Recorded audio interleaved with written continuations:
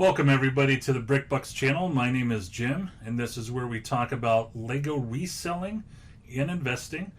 Today we're going to talk about preparing for Q4. We had a few people email and direct message us about preparing for Q4, so let's dive in and talk about it. So right here I have a box on Amazon.com. This box, I understand, may not be the perfect size for every Lego set, but this is a box that I purchased because it fits well for hundreds of Lego sets, architecture Lego sets that I have. I've talked about ad nauseum at this point about how there are certain architecture sets, Buckingham Palace, Shanghai, what else? All the Skyline boxes or sets that you just really need one shipping box, which is very convenient. And this is the box right here. I have purchased other boxes on Amazon in mass quantity, and you know, that's how do you know what size box you need? Well, you go and take a tape measure and you measure a set, and then you type and then you type it into Amazon and you see what comes up, and then you compare shopping with other websites. But for this particular box, this is the cheapest that I found. It's about 94 cents a box. Now here's the thing, and you already know this if you sell on eBay. Whenever you sell something on eBay and you print off your own shipping label, you'll see where it'll have, and I'm just using hypothetical here, it'll have $5 for shipping, and then you'll see a discount, and it'll say, you know, you're actually going to save $1.50 on this. Sometimes you save $2, sometimes you save $5. It all depends what the circumstances are. So the point is, you know, this is an added expense, but if you have that mindset where it's like you're actually getting more back to you because of the discount shipping that you have with eBay, it really is a no-brainer to just pull the trigger on a bunch of these. The last thing you want to do is you want to try and source hundreds of boxes that are the same size. That's going to be a night for free. That's going to be a nightmare if you call up Barnes and Noble, which you will eventually want to do, and say, hey, I just need a bunch of these boxes this size. They're not going to want to help you. The time you do call Barnes and Noble is whenever you have onesies, twosies, single digits of sets like this, and you don't want to pull the trigger on 100. You don't even want to pull the trigger on 10 when you buy, because you know the more you buy, the cheaper the boxes are. So that 94-cent box, if you only need 10 of them, might actually be $2. It might actually be 100. It might actually be $1.50. So, you know, that is when you would source from a Barnes and Noble, and you talk to the people in receiving. You call Barnes and Noble, and they say, how can I help you? You say, hey, can you connect me to receiving? And they'll connect you to receiving. And you talk to the guy or gal that's back there and say, hey, listen, I wouldn't tell them you're a reseller. I would say, listen, I'm doing some shipping for the holidays. I was wondering if I could get as many boxes as you could spare. Maybe in about 2 hours. You're controlling the conversation, just like you're controlling your business. You know, I need maybe 10, 15, 20 boxes. Can I be there in 2 hours? No problem. They'll have it for you. And then that's when you take the boxes home and you try and match them, to the sets, which shouldn't be difficult to do. While you're calling Barnes & Noble, I would also say, listen, in addition to these boxes, you know, do you think maybe I could have a garbage bag or two of those air pillows? It's not bubble wrap, but you know what I mean. Those air pillows that come in all of their shipping, and they usually just toss it. They'll be happy to give you at least one. Hopefully they'll give you two. It all depends how busy they are, and to be honest, what kind of mood they're in. But you know, those are two ways of sourcing. The other way is through Uline. Now, everybody has probably at some point in time heard about Uline, and I have ordered from Uline. I have ordered my Saturn V rocket boxes. I've ordered my R2D2 boxes. I think I ordered the Olivia's house and the not Stephanie's house, but the other friend's house is, I've ordered boxes from Uline. Now here's the cool thing about Uline. It is very easy to set up a business account with them. Why that will benefit you is because you won't pay any taxes on the boxes you buy from Uline, and also I believe they have 60 or 90-day billing. It's been over a year since I've purchased through Uline, so I don't remember exactly, but they have like a 60 or 90-day billing, so they'll ship you the boxes the next day or two, and they'll have an invoice where you have like 90 days to pay for it. The only thing that I would recommend is the shipping is kind of pricey on Uline, so I personally wouldn't have the mentality, okay, I'm going to buy 100 boxes from Uline this month, I'm going to buy 100 boxes from Uline next month, because the shipping's going to bite you. I would do my best to try and get 200 boxes at a time, or whatever you need. I would only try and order from them once a year. So that's it with Uline, that's it with Barnes & Noble, and that's it with sourcing boxes from Amazon. Now, something that I have done is when it comes to tape, things have changed a little bit here. This is the tape that I've used in the past. They used to have, okay, they still do. It's right here. If you subscribe, you save an additional 5% off. If you're high volume, you're going to need more than this box right here. And let me tell you, this box goes by quick. I'm not joking. So I would have, just for the added discount, I would have one box delivered every month, one box delivered every 3 weeks. Only how much tape you need and what your volume is. But here's the deal. I've used cheap tape in the past, and you get what you pay for. This right here, I believe, is the cheapest tape you could get at the best quality. And it's disposable. It's got these you don't need scissors. You just tear it off, throw it on the boxes, and then there you go. And that's it. You have your tape, you have your boxes. Something that I did 2 years ago. Actually, no, it was about a year ago. It says July 8th right there. Was I bought a printer that is dedicated solely to my business. Before this, I would use the community printer in my house, and that could get you in a lot of trouble because you may not know that you're running out of toner and then you have a busy day, a busy night, a long night ahead of you, and all the stores are closed and you can't get printer toner because you didn't realize you were going to run out of toner at 12 midnight, or you didn't realize that those extra packs of toner that you had were already used because there was no communication, and now you're kind of screwed. So this was a printer that I purchased. It was pretty affordable. I think it was around $200, and then I went ahead and it's a good printer. It's a black and white printer, but it also scans. It's also a photocopier, and it also does email. It scans it to email. So you really don't need, just for printing shipping labels, this is really the only thing you need. And it worked out well for me.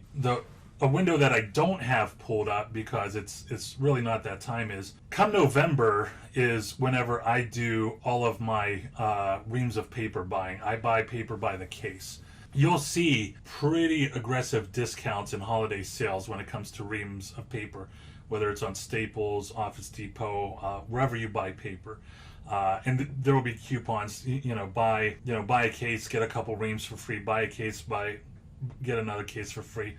That's whenever I buy my paper for the year. So I recommend looking out for those. Of course, you're going to need paper before November, but you should already have something to hold you over until then. So that's it when it comes to boxing. The only thing I'm going to mention is you have these boxes, you have this tape.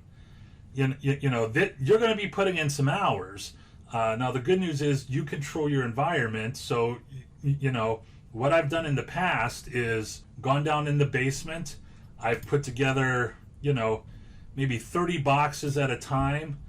40, 50 boxes at a time with the tape, and then you just lay them on the ground, and then you start throwing Great Walls of China in it. You start throwing the Eiffel Towers in it, and then you tape it up. Pull up a good podcast, turn on some music, do whatever you need to do, because it's not difficult work, but it's very time consuming and it's monotonous, and eventually you will get a little bit tired of it. So something I'm going to show is, I had a request to do a video on my inventory and just give you a tour. Well, I'm not going to do that for two reasons. One is because I will politely decline that. One because I don't see any point to how that helps build your business other than to just show you my inventory and say, hey, isn't that great? And there's really no point to that. However, I do want to show you a picture of a portion of my inventory. And the reason why I'm showing you this picture is because, there's going to be a lot of work that is going to go into boxing your inventory up. A reason why I don't have everything, I can't give you an example here in my basement of everything pre-boxed, which is something that everybody should be doing in August if you want to have a smooth Q4, is because most of my inventory isn't at my house anymore. Most of my inventory isn't even in the state, the same state I live in. It's many states away in a warehouse. I use a fulfillment company to ship all my stuff out. So I actually only have maybe 10% of my inventory actually here, and I haven't boxed it up yet because these sets are getting ready to retire. So there's no reason to box them up yet. And in addition to that, I may not box them up individually. I may send them to the fulfillment center where they do all of that. So, in addition to you, I don't want to say backbreaking work, because this is easy work if you manage it correctly. You'll have a smooth Q4, but there are other options out there. You can contact a fulfillment center, a third party, not one through Amazon, and they can sell your stuff for you. Now, here's the deal. This is not going to be for everybody.